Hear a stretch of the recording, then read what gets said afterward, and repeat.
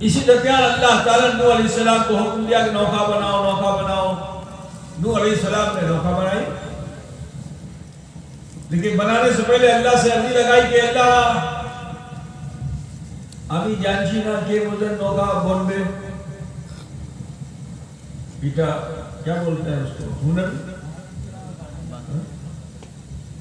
نوکا مطلب کاریگر، ابھی کاریگر نہیں سمجھو، ایسے سمجھو ہے نا، مستری نہیں، کاریگر نہیں، আমি কে নৌকা তৈরি করব। تو اللہ تعالیٰ نے فرمایا کہ جنگل میں جاؤ، لکڑی کاٹو، پٹرا لے کے آؤ، ٹھوکتے چلے جاؤ، ٹھوکتے چلے جاؤ، ٹھوکتے چلے جاؤ. سب سے آخر میں جو پٹرا لاؤ گے اس میں میرے حبیب کا نام ہوگا. جب وہ پٹرا لگ جائے تو سمجھ لینا کہ نوکا تیار ہو.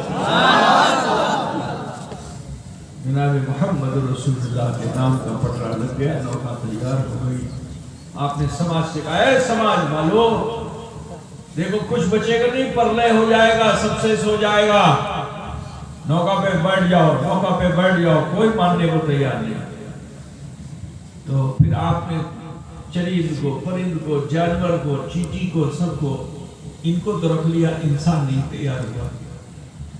تو آپ نے سوچا کہ چلو اپنے گھر چلتے ہیں، کم سے کم بیوی بچے سے کہتے ہیں. تو اپنی بیوی کے پاس گئے. بیوی بڑی نافرمان تھی. کچھ عورتیں ہوتی ہیں نا کہ سوامی کی کتھا نہیں مانتی، بڑا ہٹ کرتی ہیں، ہے نا.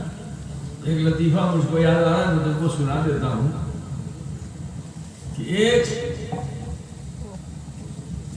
آدمی تھا، اس کی بیوی جو تھی وہ بڑی ضدی، جو سوامی کا ہے اس کا الٹا،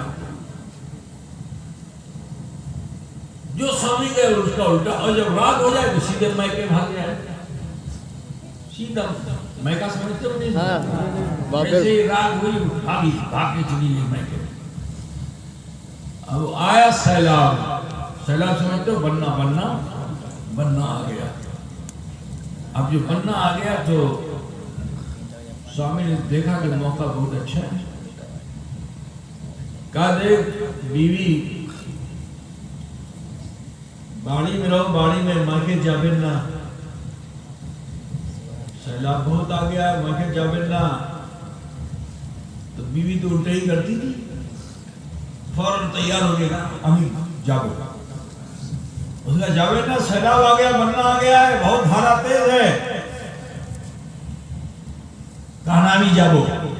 اب جتنا سوامی بولتا جا رہا ہوتا جلدی جلدی تیار ہو گیا، گھر سے باہر نکل گئی، روڈ پہ نکل گئی، پیچھے پیچھے سوامی بھی چلا، جا بینا. لیکن وہ جوش میں تھی، جا کے ندی میں کود گئی. اب ندی کے پاس کی رہنے والی تھی تو تیرنا بھی آتا تھا اس کو، تو جب تک طاقت تھی تیرتی رہی. اب بیچ دھارے میں جو پہنچی تو مشکل میں آ گئی، لیکن فوراً ہی ایک گورو بہتا ہوا جا رہا تھا، تو اس نے گورو کی پوچھ پکڑ لیا. اب جو گورو کی پوچھ پکڑ لیا تو سوامی نے دیکھا کہ لگتا ہے تو پار لگ جائے گی. تو اس نے پھر وہی بات کہی کہ اے بیوی دیکھ، مضبوطی سے پکڑنا، دھارا بہت تیز ہے. تو بیوی کی عادت تھی کہ الٹے ہی کرتی تھی وہ.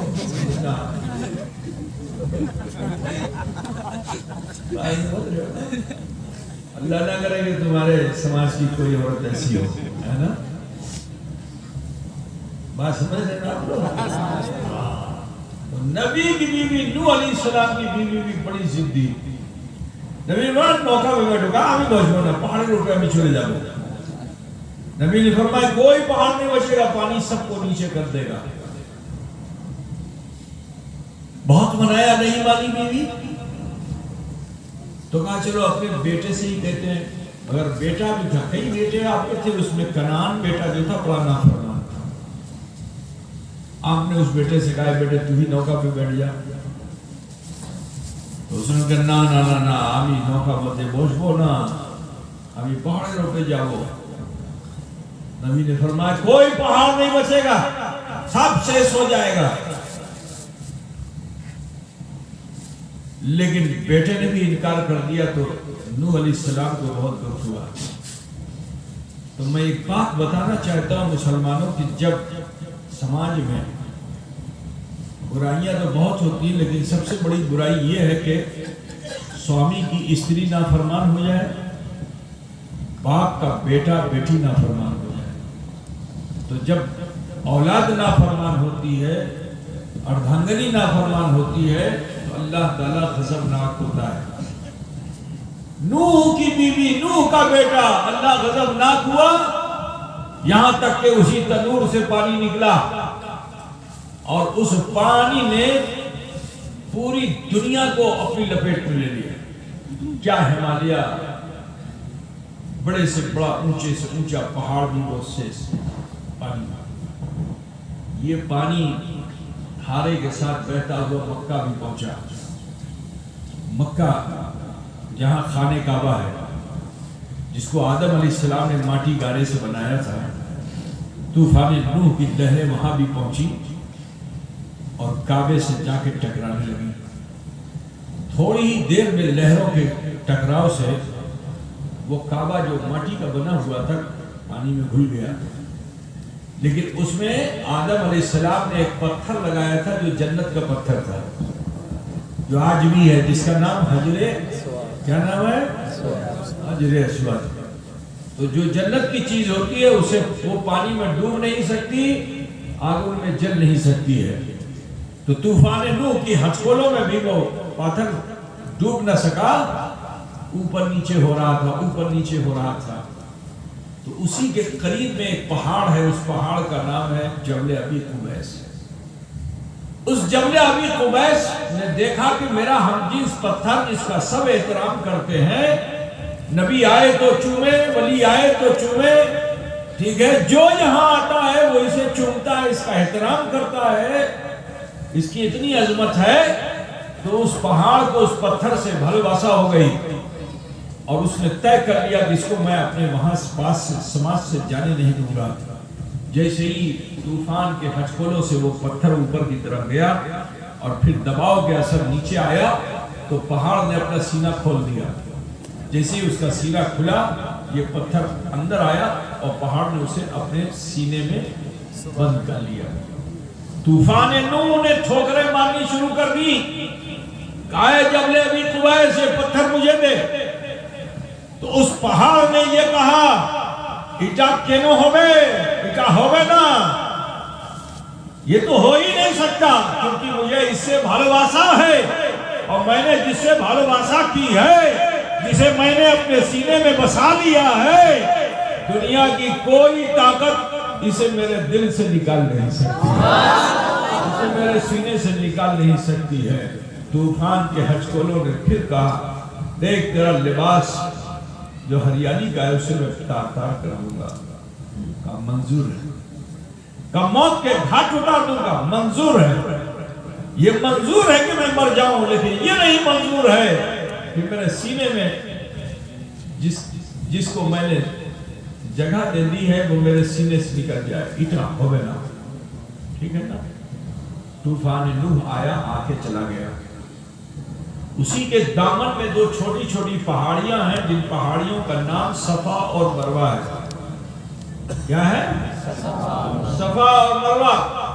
یہ صفا اور مروہ جبل ابی قبیس کا دامن تھامے وہیں پہ ہیں، بہت اونچی پہاڑی نہیں ہے۔ حیرت ہے کہ اللہ نے اسے اپنی نشانی بنا لیا۔ بنانا تھا تو ہمالیہ کو بناتا، بنانا تھا تو کشمیر کی وادیوں کو بناتا، لیکن ان دو چھوٹی چھوٹی پہاڑیوں کو کیوں بنایا؟ اس لیے کیونکہ ان دونوں پہاڑیوں نے طوفان